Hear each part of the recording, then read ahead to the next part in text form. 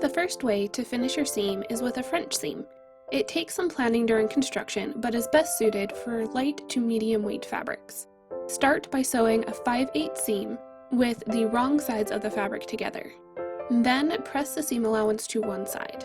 Trim the seam allowance down to 1/4 inch.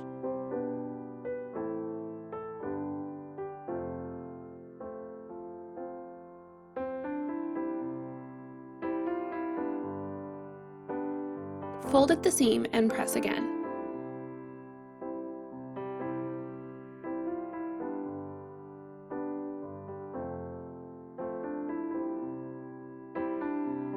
Then you will want to sew at a 1/2 inch seam allowance.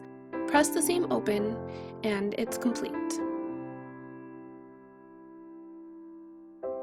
Felled seams are my favorite.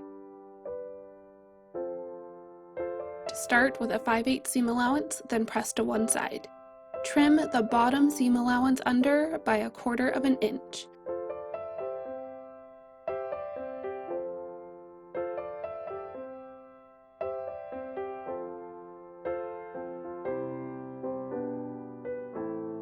Fold over the top to cover the raw edge and press again.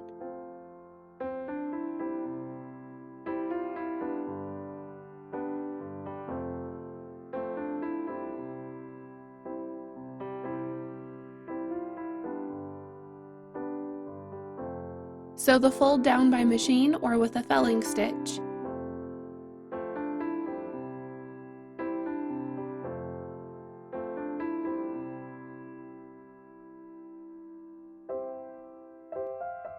And give it one last press to make it pretty. Serged edges are the most common in commercial clothing.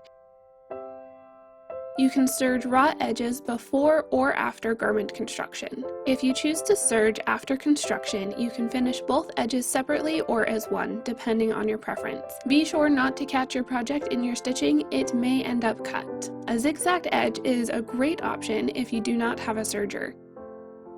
You will want to line up your fabric so the outside of the zigzag will go over the edge of your fabric, making a nice finish.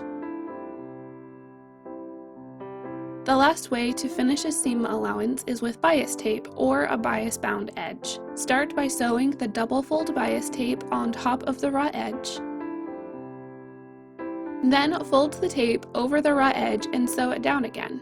I chose to do a top stitch, but you can also stitch in the ditch for a cleaner finish.